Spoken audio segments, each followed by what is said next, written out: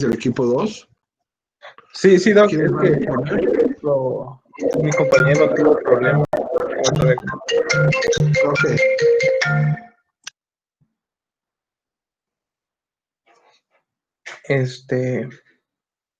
Bueno, pues hoy vamos a hablar acerca de la historia clínica urológica. Y pues en esta exposición vamos a tocar temas como la definición, la ficha de identificación, antecedentes serofamiliares, antecedentes personales no patológicos, como los patológicos, antecedentes androgénicos y ginecobstétricos, padecimiento actual y exploración física, lo que ya habíamos venido comentando con el doctor, pero ahorita ya va a ser un poquito más enfocado a lo que es la parte urológica. Doctor, Bueno, ¿cómo van a agregar en la historia clínica los antecedentes. Les falta en su historia clínica. ¿Qué otros elementos faltan? Que no debe de faltar en ninguno de todas las historias clínicas que van a presentar durante el semestre. Porque si eso falta, disminuye su calificación.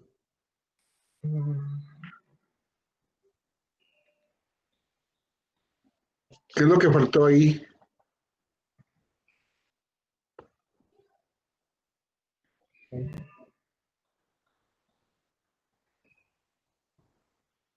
Que no tiene, que siempre me hacen lo mismo, pero que ahora ya me la sé.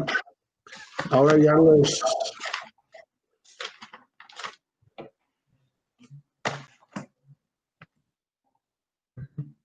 faltan dos cosas.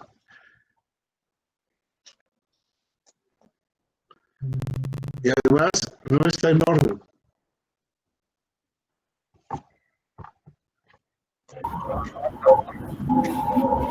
El interrogatorio por aparatos del sistema. ¿Y qué más?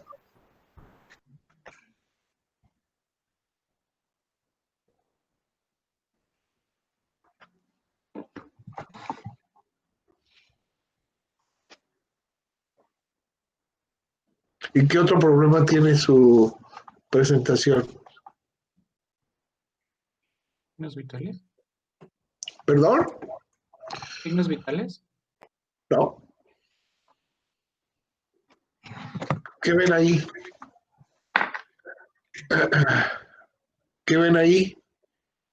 Que no está en orden.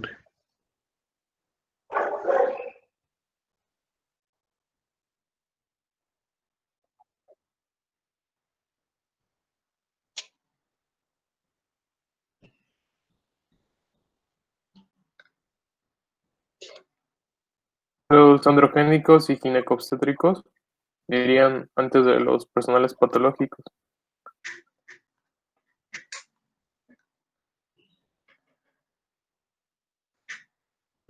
Así es, por supuesto. Eso no lo... ¿En qué quedamos? ¿Los ginecobstétricos son patológicos o no son, o son no patológicos?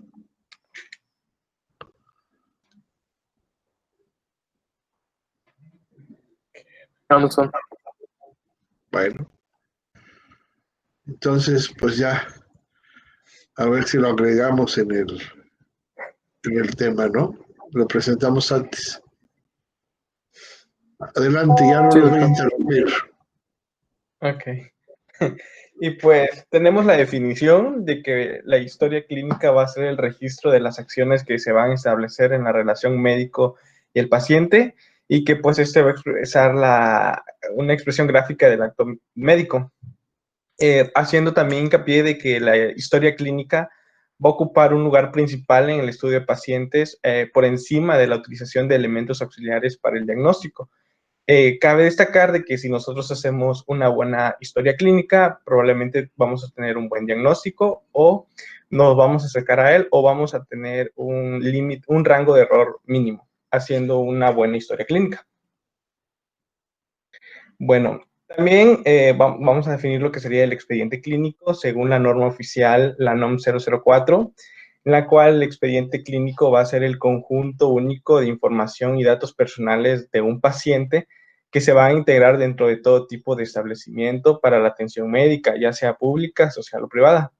en la cual va a constar de documentos escritos, gráficos, imágenes, electrónicos, magnéticos, electromagnéticos, ópticos, magneópticos o cualquier otra índole, en la cual pues el personal de salud deberá hacer el registro, anotaciones, en caso de constancias y certificaciones correspondientes a su intervención en la atención médica del paciente, con apego a las disposiciones jurídicas aplicables. También eso es importante porque muchas veces el expediente clínico puede salvar a médicos si se metieran en algún problema legal. El expediente clínico va a ser el que nos va a respaldar. Por eso aquí la importancia de hacer una muy buena historia clínica y también un expediente clínico. Bueno, tocando la parte de la ficha de identificación, tenemos que, como la imagen, esta va a estar compuesta por qué tipo de interrogatorio es, que es directo o indirecto. El servicio al que ingresa, la hora y la fecha y el número de la cama, así como también el nombre, la edad es algo muy importante porque de acuerdo a la edad van a haber patologías que se van a encontrar más frecuentemente de acuerdo al rango de edad, igual que el sexo, fecha de nacimiento, lugar de nacimiento, el lugar donde cual el paciente hace su residencia, su domicilio. También la ocupación es también implica un papel importante porque igual hay ciertas ocupaciones o del trabajo que hay ciertas patologías frecuentes en esta parte. El estado civil, la escolaridad, la religión, etnia, si padece algún tipo de alergia y cuál sería el tipo de sangre. Así como también si algún responsable, algún familiar responsable, también apuntar lo que sería el número de teléfono tanto del responsable como también del paciente. En los que serían los antecedentes serofamiliares, como ya habíamos platicado la semana pasada, es importante buscar o investigar acerca de enfermedades hereditarias, que estas nos pueden trascender por ejemplo, de los papás a los hijos. En lo que sería el caso de que de este tema de urología, tenemos algunas enfermedades que son hereditarias. Por ejemplo, la enfermedad renal poliquística, esta es una enfermedad autosómica dominante. Entonces, por eso sería importante interrogar un poquito ahí o buscar un poquito de información acerca de esta enfermedad, porque es una enfermedad hereditaria. Así como también la esclerosis tuberosa, que en 1/3 de las personas con esclerosis tuberosa heredan el gen TSC1 o TSC2, alterando uno de los padres que tiene el trastorno. También la cistinuria, que del 1 al 3% es una enfermedad autosómica recesiva, pero también esta enfermedad se puede heredar. Con respecto a la litiasis renal, perdón, esta no es una enfermedad que tenga algo así como que hereditaria, ¿no? Pero lo que es importante es que la litiasis se da por una relación en la dieta. Y recordemos que la dieta es como un patrón hereditario, pero de cultura, ¿no? Entonces, si el papá o la mamá tienen ciertos hábitos alimentarios, probablemente el hijo también va a tener esos hábitos hereditarios, por la cual vamos a tener esta formación de litos renales. Con respecto al cáncer de próstata, se va a presentar de un 8 a un 10% de una incidencia familiar. Entonces, la probabilidad de presentar cáncer de próstata... Doctor Edwin, ¿el ácido úrico es hereditario? No. ¿No es hereditario la deficiencia de la ureasa a nivel hepático? ¿La cistina no es hereditaria?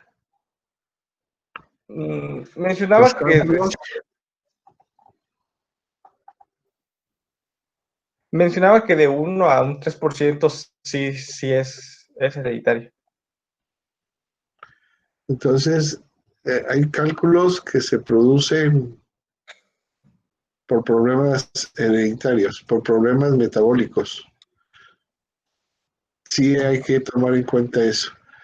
Pero bueno, continúe, doctor. Ok. Bueno, como les mencionaba sobre el cáncer de próstata, este va a presentar de un 8 a un 10% en incidencia familiar.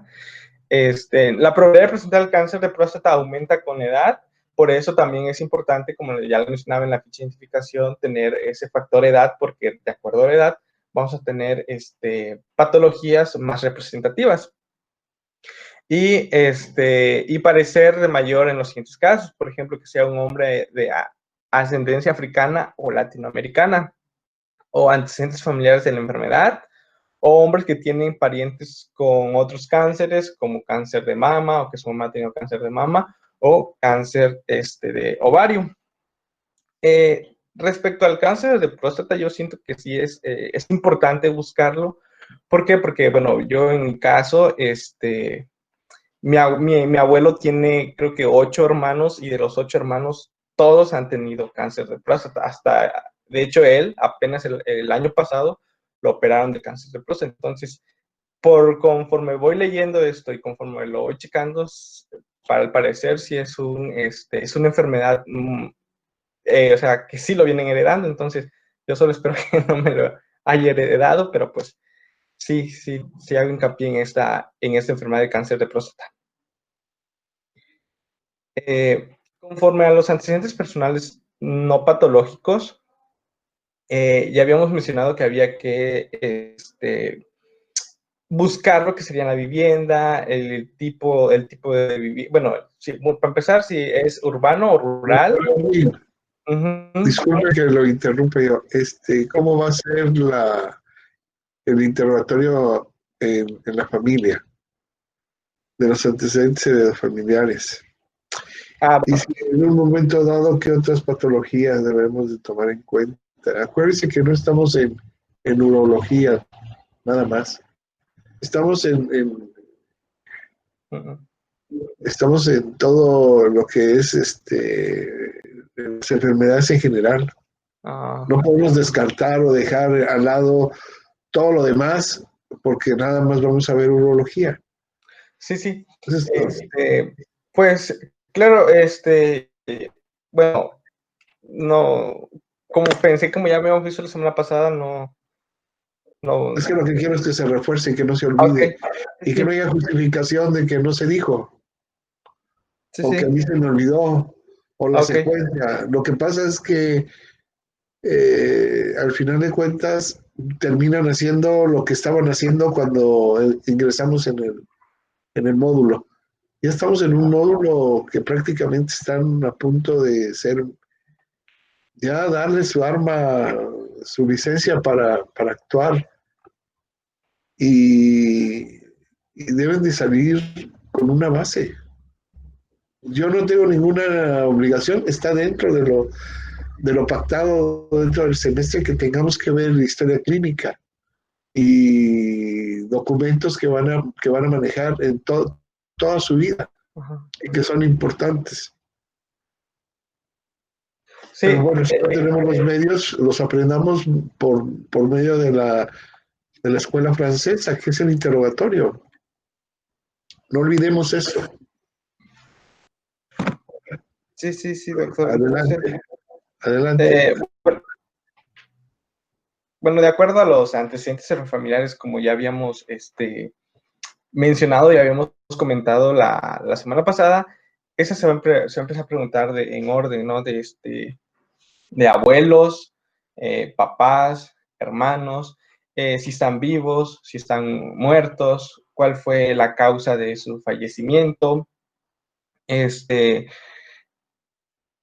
así como también preguntar acerca de enfermedades crónicas degenerativas, diabetes, hipertensión,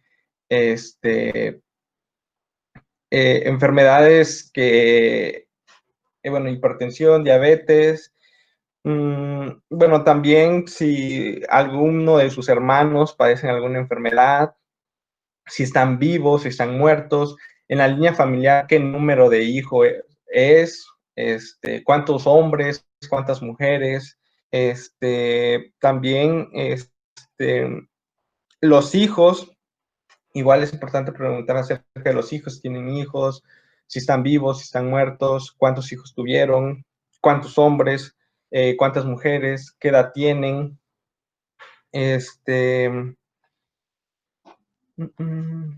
Bueno.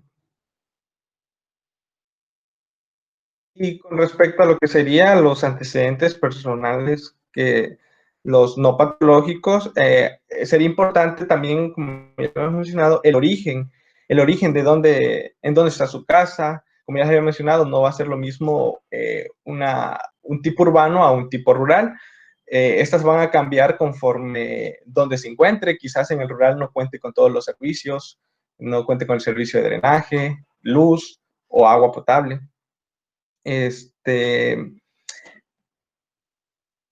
Si cuenta con, bueno, si cuenta con todos los servicios, se lo hemos mencionado, cuántos cuartos, cuántas personas habitan en él, cuántas ventanas tiene la habitación, si está o no está bien ventilada.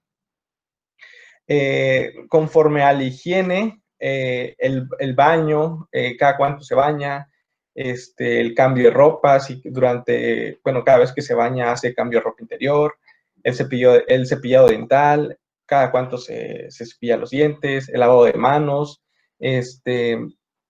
así como también sobre la dieta, que si cuántas comidas realiza, si respeta los horarios, el contenido, cuánto come de proteína, cuánto come de carne de pollo, de puerco, pescado, res, cuántas veces al día come, también las proteínas y cuánto consumo de agua, así como también la zoonosis, si convive con algunos animales, qué tipo de animales, si son caninos, aves, si tiene granja. En ese caso sería por eso importante saber si es rural o urbano. Y bueno,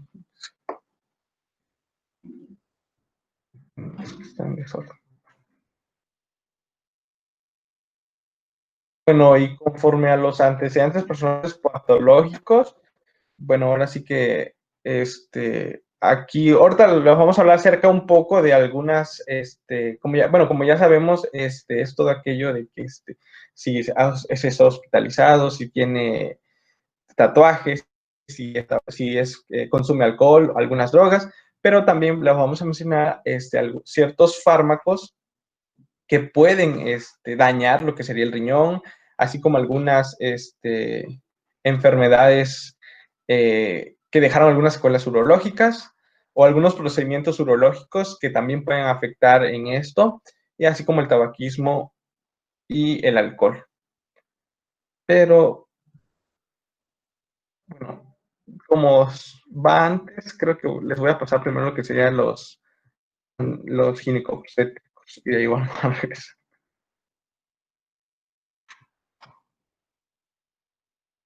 Bueno, ahí sería.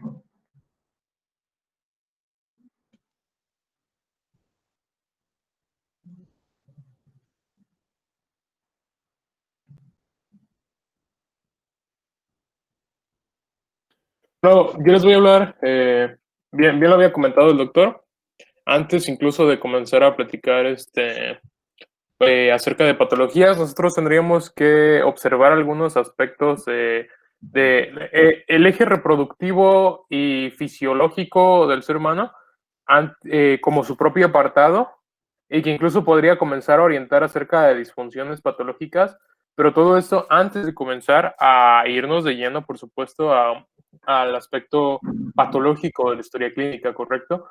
En general, tradicionalmente, pues comenzaríamos con los antecedentes ginecobstétricos. Estos de manera clásica se han enseñado durante mucho tiempo y por supuesto de igual relevancia. Sin embargo, desafortunadamente, sin la misma popularidad están los antecedentes andrológicos, que de igual manera les comentaremos en la presentación.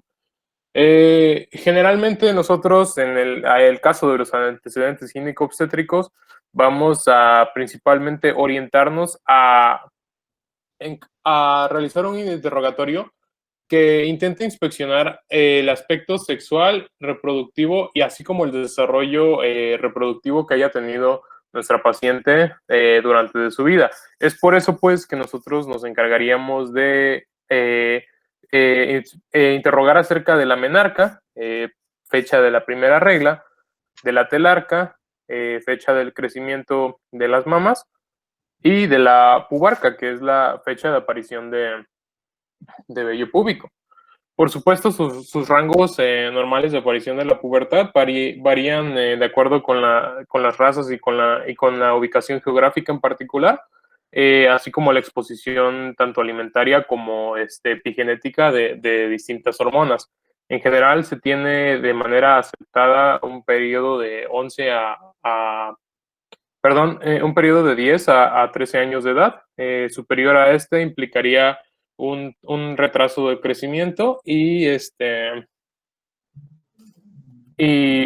manera contraria, pues presentarse estas fechas de manera bastante más anticipada a lo esperado, llevaría a una pubertad prematura.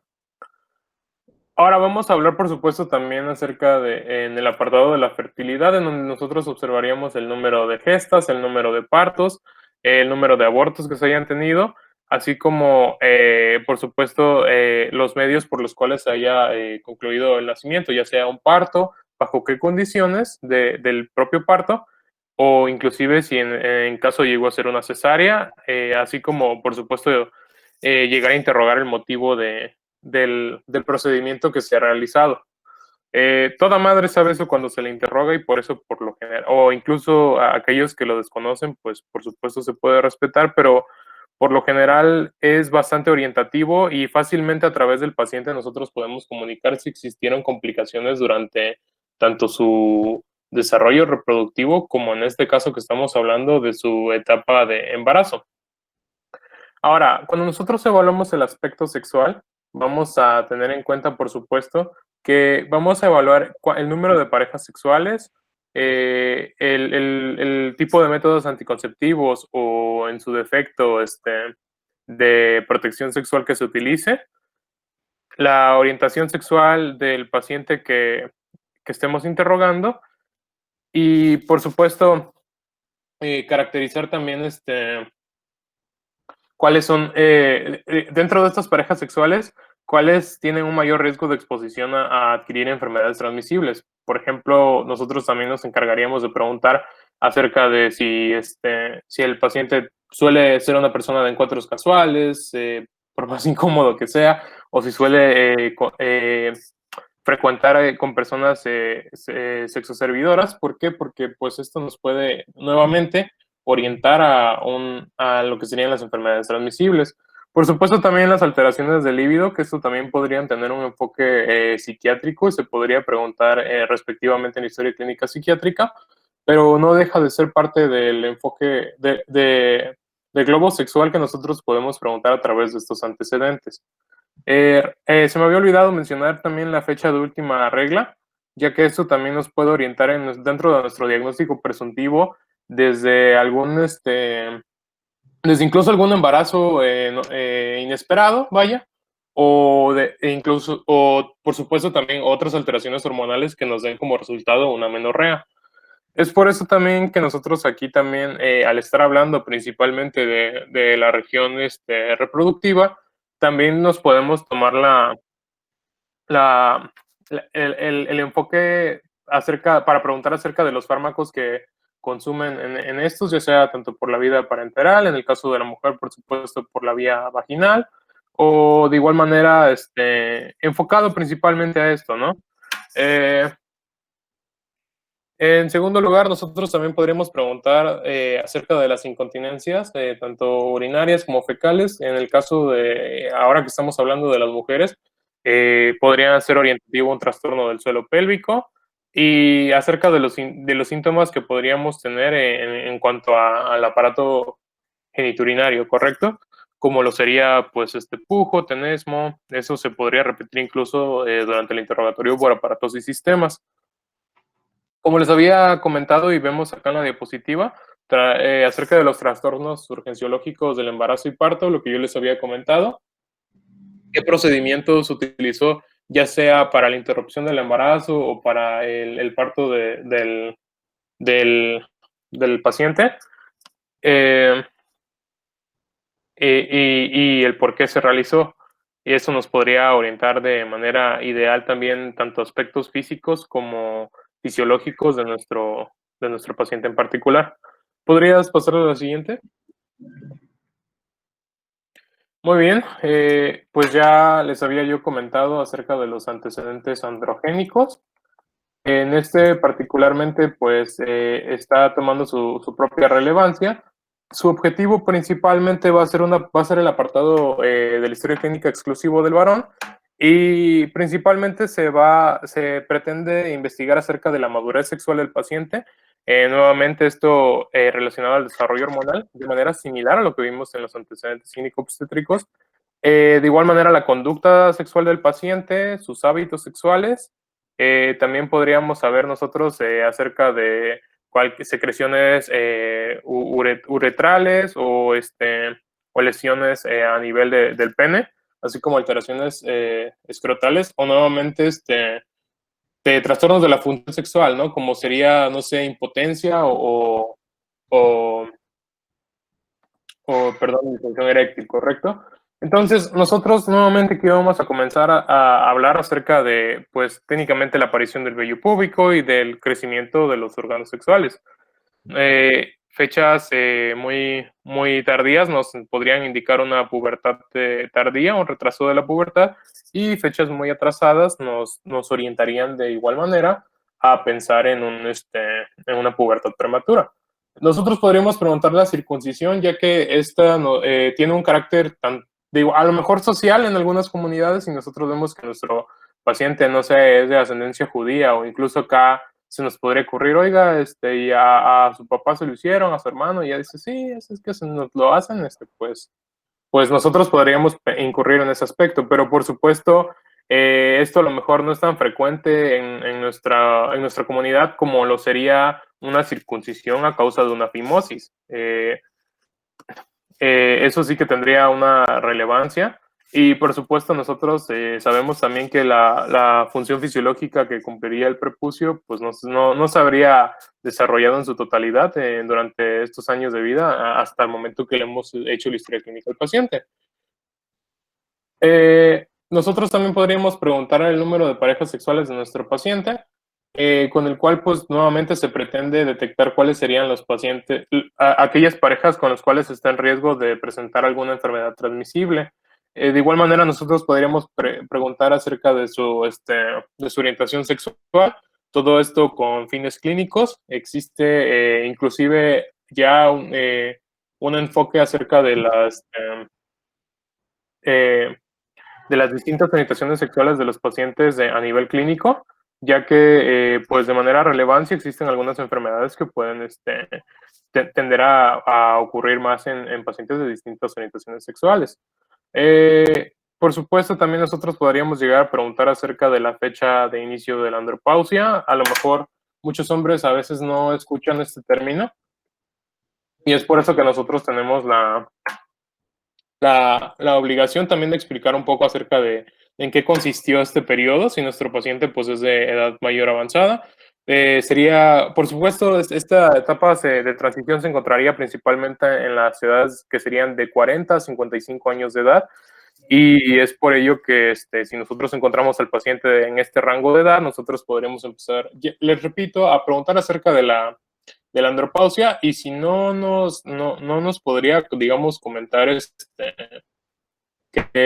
acerca de saber o si en general tiene conocimiento de la andropausia, nosotros podríamos preguntarle de manera muy sencilla y práctica, bueno, ha tenido problemas de sueño, de erección, ha sentido que ya no tiene mucha energía, ha sentido que ha perdido algo cerca de sus músculos. Todas estas respuestas, en caso de ser positivas, nos orientarían nuevamente a lo que sería la andropausia, ¿no? Y bueno, habiendo concluido estos dos apartados, no sé si me podría regresar a los antecedentes personales patológicos.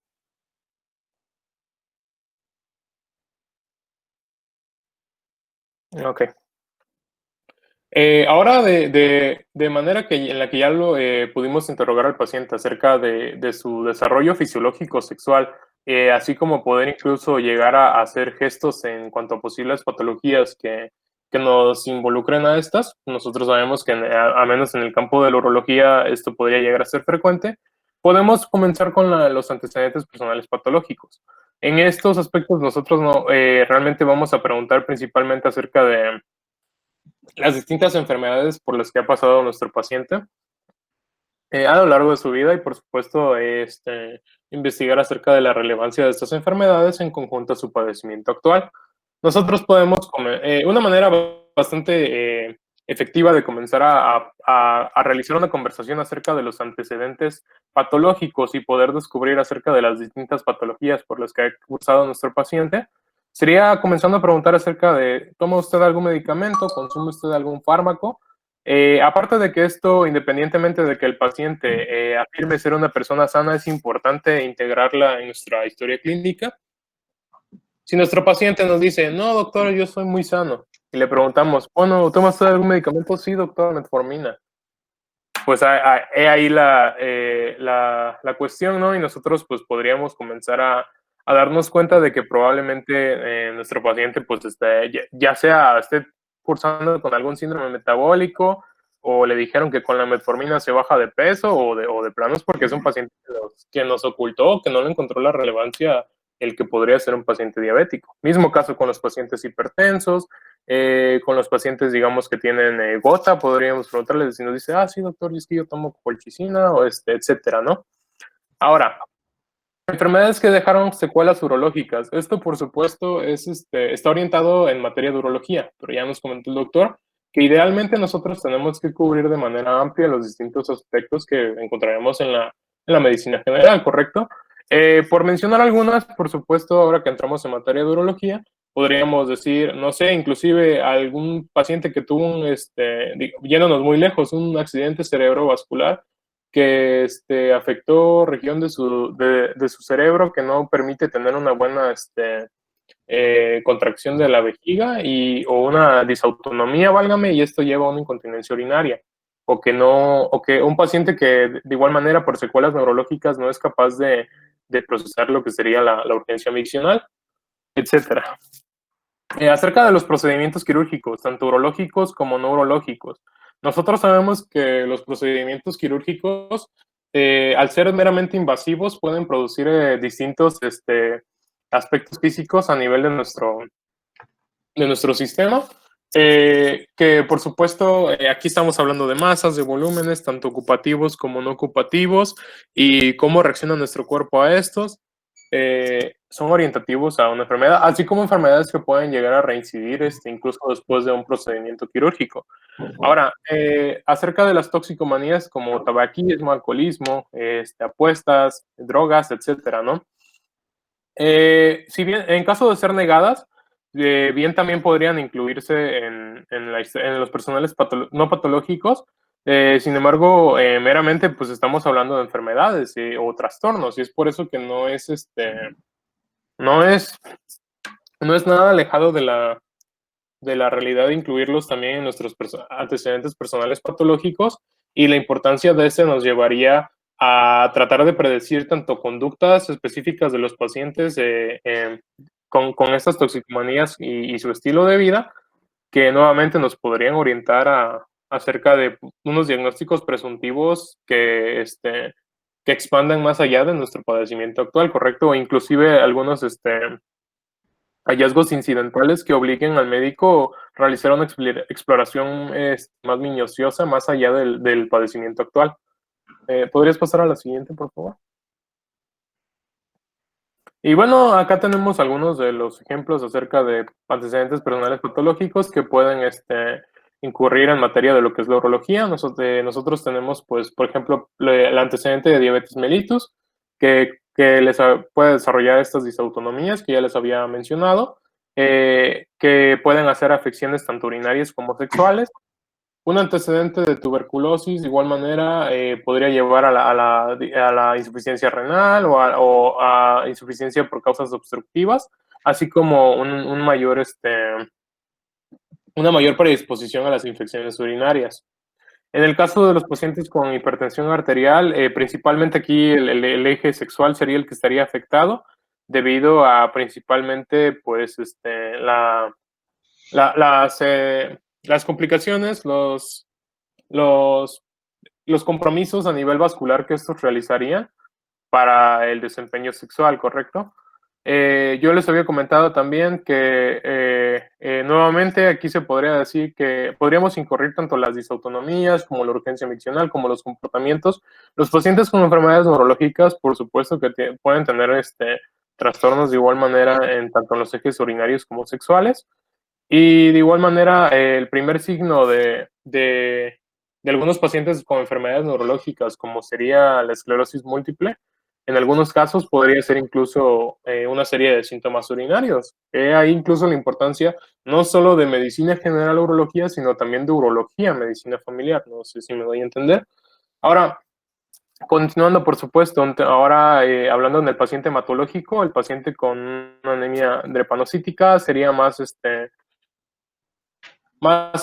proclive a desarrollar una enfermedad urinaria, ya sea tanto por el compromiso de perfusión, tanto como la disfunción eréctil, que pues aparentemente sería secundaria a un priapismo recurrente. Priapismo conociéndose como una erección tanto inesperada, prolongada y dolorosa en el paciente, ¿no? ¿Podrías darle la siguiente, por favor? Ok, yo les había comentado acerca de la función orientativa que tienen los fármacos, tanto como para los antecedentes del paciente, como para los efectos que estos podrían causar en nuestro organismo. Ejemplos de estos, pues aquí está bastante establecido, el que sería el antihipertensivo, el cual principalmente podría llegar a hacer funciones acerca de la función sexual. En este caso, contrario a, como habíamos dicho, que fisiológicamente una cifra hipertensiva solía empeorar el desarrollo sexual, un paciente que con un medicamento adecuado acompañado de un antihipertensivo podría mejorar su función sexual. De igual manera, pues esto es bastante evidente, pero pues fármacos psicotrópicos, perdón, desde drogas hasta, no sé, salbutamol para el paciente asmático, podría, por supuesto, interferir desde la eyaculación y el orgasmo en cuanto al eje sexual del paciente se refiere, ¿correcto? Siguiente, por favor.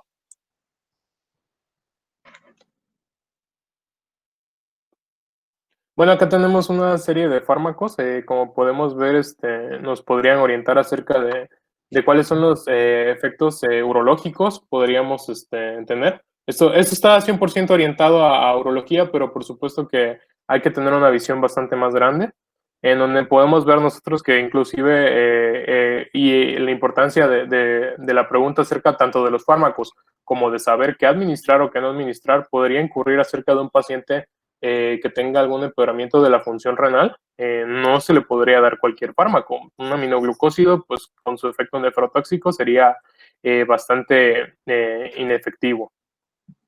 Tenemos otros ejemplos, como podemos ver, tanto en la función hormonal como en la función sexual o inclusive en la región urinaria con los posibles síntomas obstructivos, en donde podemos ver cómo algunos antihipertensivos podrían llegar como efecto secundario el desarrollo de la ginecomastia, o por supuesto también los fármacos que estarían en cuanto a los antiparkinsonianos. Nosotros podríamos observar como referencia síntomas misionales obstructivos o retención urinaria. Siguiente, por favor. Ok, nuevamente aquí ya yo les había comentado acerca de la importancia de los procedimientos quirúrgicos que se realizaron, ya sea tanto de patologías que puedan reincidir como de patologías sobrepuestas a otras que tenían resolución quirúrgica. En general, esto es importante incluir en la historia clínica, ya sea de cualquier tipo, aunque no guarda una relevancia con el padecimiento actual. ¿Por qué? Porque el buen registro de la historia clínica permite saber, digamos, lo que no está escrito no se preguntó, vaya. Es ahí la importancia de escribirse de manera adecuada, así como integrar con otros hallazgos incidentales, llevarnos incluso a pensar en otras patologías.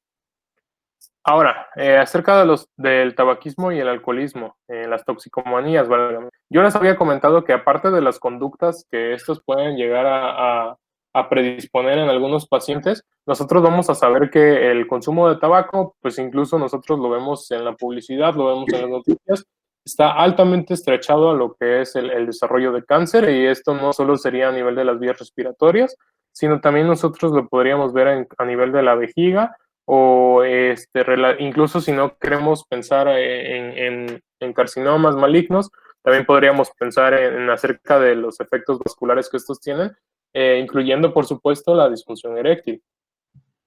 El alcoholismo, pues realmente este es principalmente neurotóxico, ¿no? Podría llegar a provocar estas disautonomías o disfunciones neurológicas que yo les he estado comentando a lo largo de mi presentación. Y de igual manera tiene como efecto bastante bien documentado que se traduce en un aumento del metabolismo de los estrógenos, así como una reducción de la testosterona. Esto explicaría algunas conductas acerca del paciente alcoholizado tanto de manera crónica como aguda. Y finalmente nosotros podemos observar, por supuesto, los efectos urológicos directos del alcohol o del tabaco. ¿No? Yo les había comentado, a nivel sexual, disfunción eréctil, y a nivel urinario, mayor riesgo de producirse, pues ya sea una neuropatía que afecte la capacidad miccional, o inclusive un paciente. Combinemos estos dos ejes quirúrgicos, tanto el del toxicomaníaco, podría desarrollar a que este paciente sea tanto de mayor riesgo quirúrgico como de mayor probabilidad de padecer alguna complicación quirúrgica. ¿Podrías dar a la siguiente? Eso ya. Ajá.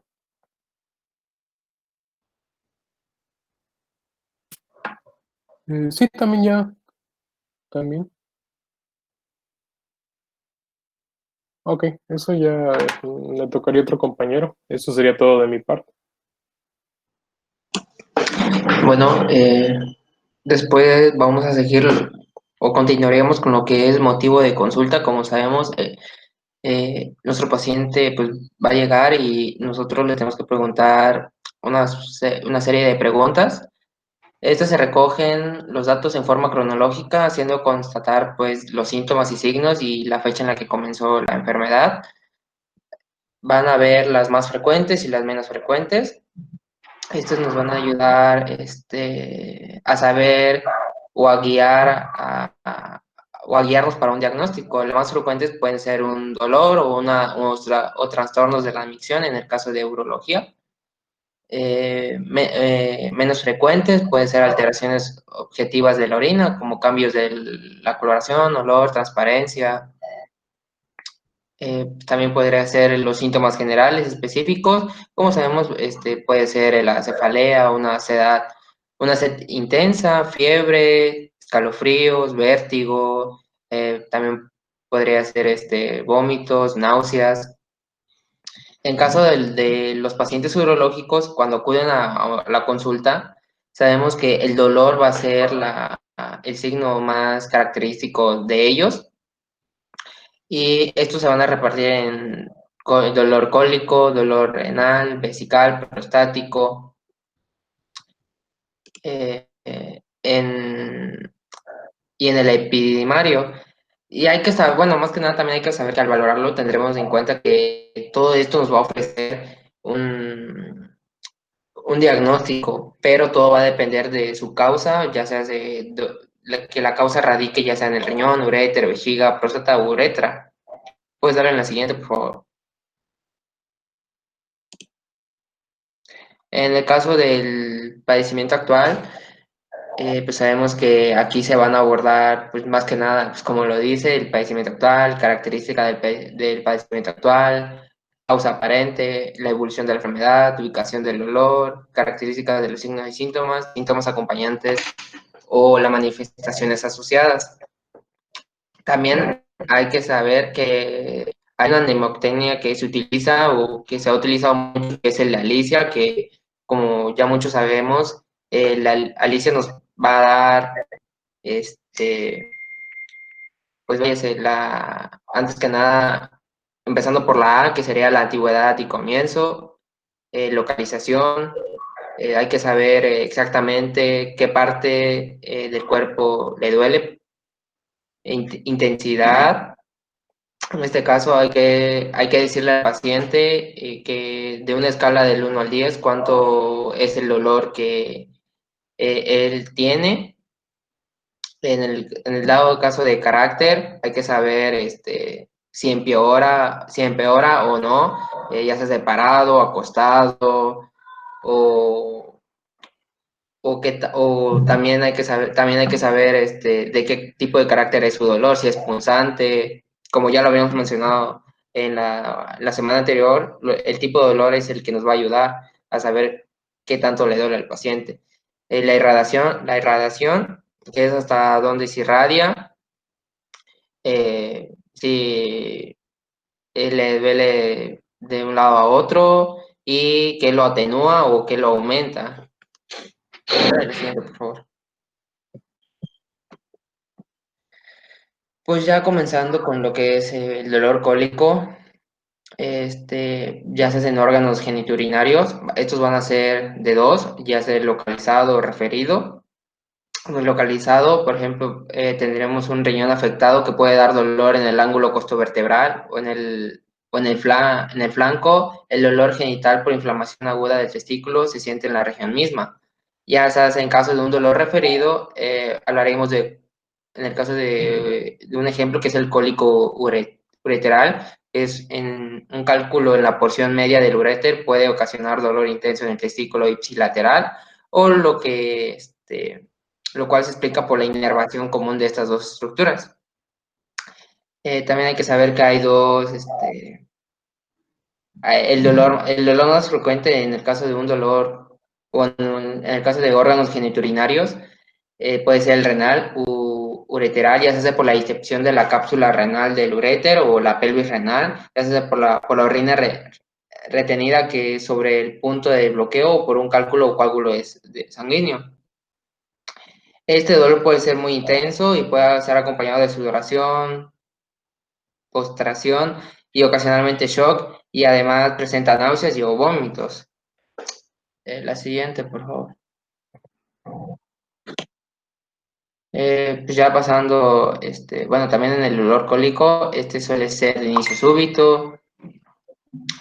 Se encuentra que es en la fosa lumbar y en el ángulo costovertebral, siguiendo el margen inferior de la doceava costilla. Esta se irradia característicamente siguiendo el trayecto ureteral anterodescendente hasta la vejiga, genitales externos, incluso hasta la cara interna del muslo. Y pues más que nada, sí, hay un cálculo, porque también el dolor cólico va a estar presentado por un cálculo que puede estar alojado en la porción del uréter. Nos va a dar un dolor que se irradia al testículo, ya sea por su inervación. También nos puede dar un dolor que va a estar alojado en la porción media del uréter derecho, y este dolor se irradia al punto de McBurney. Y el lado izquierdo, que puede que sea una diverticulitis o otras enfermedades del colon descendente o sigma. Pues más que decir que es más que nada que conforme al cálculo se acerca a la vejiga, hay inflamación y edema del orificio ureteral y apareciendo síntomas de irritabilidad vesical como poliaquiuria o tenés. La siguiente, por favor.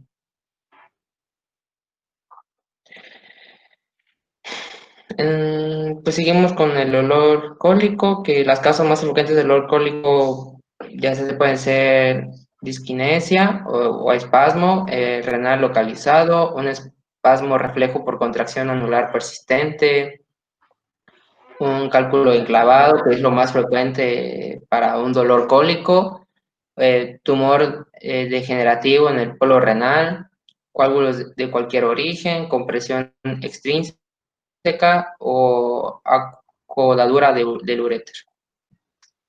La siguiente, por favor. Bueno, en el caso, disculpen la diapositiva, se me movió. En el caso del dolor renal, como uno de los siguientes puntos, este se va a experimentar en el flanco, hipocondrio o sobre todo la región lumbar debajo del reborde costal, ya sea de que el paciente puede estar presentando alguna retención de líquidos, el paciente lo va a señalar como una forma muy peculiar, con el pulgar hacia atrás y los demás dedos apoyando sobre el abdomen, lo contrario del dolor de origen vertebral.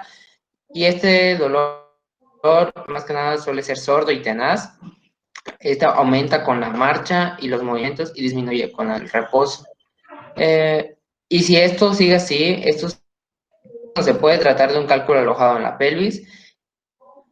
Y si aparece en el momento de iniciar una micción, hay una dilación uretral consecutiva a obstáculos en la vía urinaria baja, puede que sea por una hipertrofia prostática o una estenosis ureteral. En la clínica del infarto arterial renal, este es dominado por el dolor lumbar, hipertensión, hematuria y dolor intenso que tiene repercusión vegetativa. El siguiente, por favor.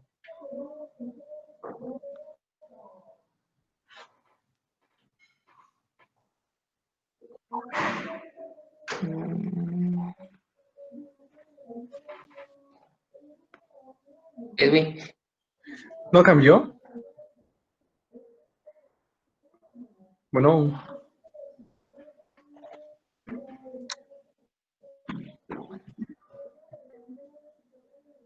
ya está cambiando. ¿No ha cambiado? Es que no se cambió, bueno, no, según yo no se ha cambiado la diapositiva. Sí, ya está cambiando. Ya. Sí, Gabriel.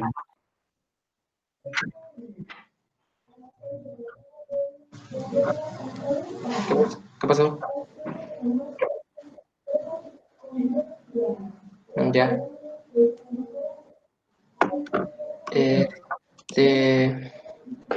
Una disculpa.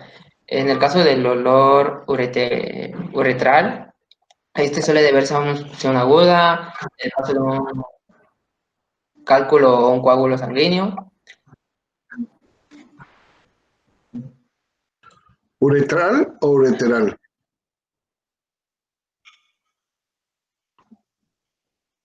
Gerardo. Creo que está fallando su internet. ¿Me escucha, doctor? Ahorita te escucho, pero entrecortado. ¿Ya me escucha? Ya. Ok, una disculpa.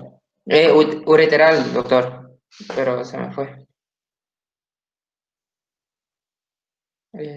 Todo esto que estás Pues refiriendo, más que Gerardo, nada, está incluido, está siendo ¿en qué área de la historia clínica? esto como un padecimiento actual, ya en el padecimiento actual.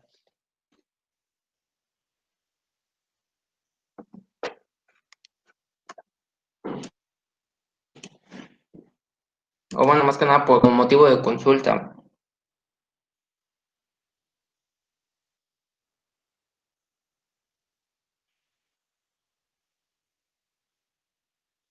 Adelante, adelante.